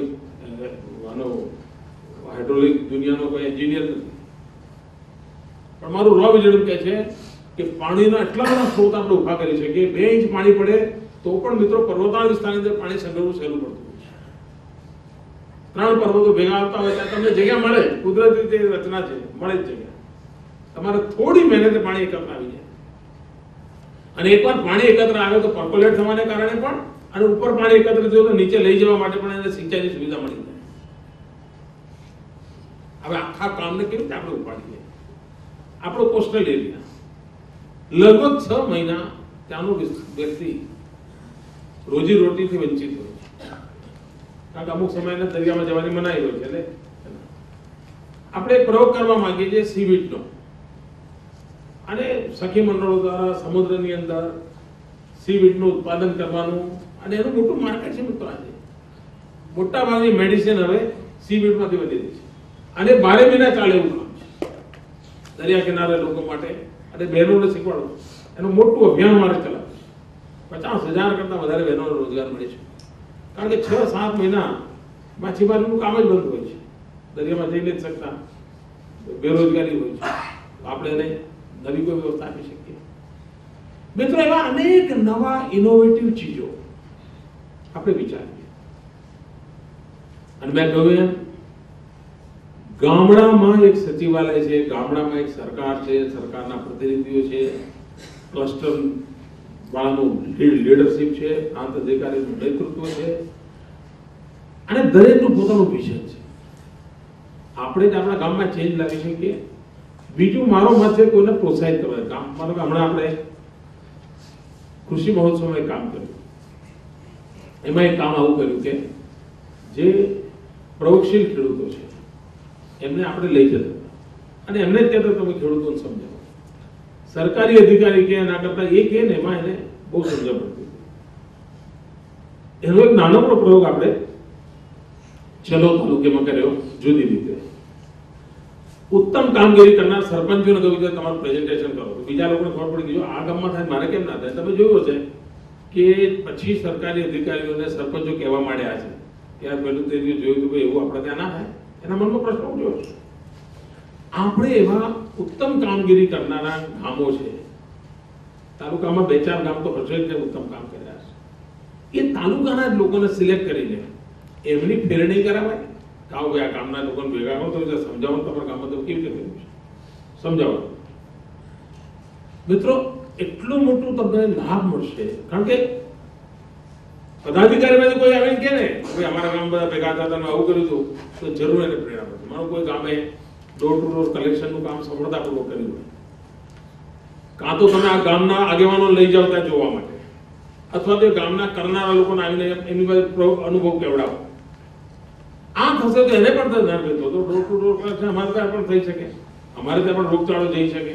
કોઈ એનિમલ હોસ્ટેલ બનાવી હોય તો એ પણ આવીને કહે તો ભાઈ એનિમલ હોસ્ટેલ એક વાત છે, પણ એનિમલ હોસ્ટેલ થઈ જવાના કારણે જે લાભ મળ્યા છે એનું વર્ણન કોઈ કરે તો પછી એ લોકો પ્રેરણા થાય કે યાર તો ચલો ભાઈ આપણે કોઈ અડધો એકર જમીન કાઢો, આપણે એનિમલ હોસ્ટેલ બનાવીએ છીએ અને આપણે આ કામ કરીએ. મને લાગે છે મિત્રો આ બધું શક્ય બને છે લીડરશિપ ક્વોલિટી, અને લીડરશિપ આપવાની જવાબદારી આપ સૌ મિત્રોની છો. ખેર ગપ્પા ગોષ્ઠીનો મૂળ હતો એટલે મેં નાની મોટી વાતો કરી છે, કોઈ લાંબા વિષયોને મેં સ્પર્શ નથી કર્યો. બાકી 2 દિવસ બેસશો તમને તમારા મનના પણ સમાધાન, તમારામાંથી ઉત્તમ જે પ્રયોગો કર્યા છે એ પણ આ બાજુ આવવા જોઈએ, જેથી કરીને સારી ચીજોનું સંકલન કરીને આપણે એને પ્રસારિત કરી શકીએ. પણ મિત્રો, ગુજરાતે સમગ્ર દેશને દિશા આપવી જોઈએ. પંચાયતી રાજ વ્યવસ્થાની આ સ્વર્ણિમ જયંતિનું વર્ષ છે. 24મી ફેબ્રુઆરી, આજથી 50 વર્ષ પહેલા, ગઈકાલે 50 વર્ષ પહેલા આ દેશને પંચાયતી રાજ આપવાનું કામ આપણે કર્યું હતું. એના 50 વર્ષ છે. આ 50 વર્ષના નિમિત્તે દેશને આ ક્લસ્ટર પદ્ધતિ, એક્ટિવિટી પદ્ધતિ, આની દેશને ભેટ સોગાદ આપી શકીએ તો સાચ અર્થમાં પંચાયત વ્યવસ્થા હવે વિકાસ વ્યવસ્થામાં પરિવર્તિત થઈ ગઈ છે એવું મેસેજ આપણે આપી શકીએ. અને આ કામ મિત્રો એક નવી ઇન્સ્ટિટ્યૂટ ઊભી કરવાની છે. ગોઠવાયેલી વ્યવસ્થાથી આ કંઈક નવો એપ્રોચ છે, અને એ તમારા દ્વારા શક્ય બનવાનું છે. ગાંધીનગરમાં કાગળ પર ચિત્રામણ કરીને આ શક્ય નથી. આ ટીમ જ આ દેશને એક નવી ભેટ આપી શકશે. આ મથામણ એના માટેની છે. તમારે ત્યાં 40-50 તાલુકામાં થયેલી ઉત્તમ કામગીરીમાંથી મોડેલ બનશે. એ મોડેલ આપણે પરકોલેટ કરવાનું છે. અને એમાં મારો આગ્રહ છે કે સમસ્યાનું નિરાકરણ કે એકાદ ચીજનું ડેમોન્સ્ટ્રેટિવ વેલ્યુ એવું નહીં, આ આખા કન્સેપ્ટને ઇન્સ્ટિટ્યુશનલી કેવી રીતે ડેવલપ કરાય, એને સંસ્થાગત રૂપ કેવી રીતે અપાય, એની નિર્ણય પ્રક્રિયા, એની મીટિંગ પ્રક્રિયા, એની મિનિટ પ્રક્રિયા, એનું મોનિટરિંગ વ્યવસ્થા, એના ઇનિશિયેટિવ લેવાની પદ્ધતિ, એમાં નવા વિઝન માટેનો સ્કોપ, આ બધી ચીજોને તમે પોતે તમારા પ્રાંત વિસ્તારની અંદર કેવી રીતે ડેવલપ કરી શકો in the light of general જે ગાઈડલાઇન્સ છે એમાંથી, તો હું માનું છું કે આપણે દેશને એક નવી ભેટ આપીશું. અને મારો મત છે મિત્રો કે 50 વર્ષથી સેટ જે વ્યવસ્થાઓ છે એમાં બદલાવની જરૂરિયાત છે, એમાં પ્રાણ પૂરવાની જરૂરિયાત છે. એનો એક નાનકડો પ્રયાસ ગ્રાસરૂટ લેવલે delivery mechanism at the same time development mechanism, આ બંનેને કેવી રીતે કોર્ડિનેશન કરાય એના માટેનો આપણો મથામણ છે. તમે ખૂબ સારી રીતે કરશો એવી આશા સાથે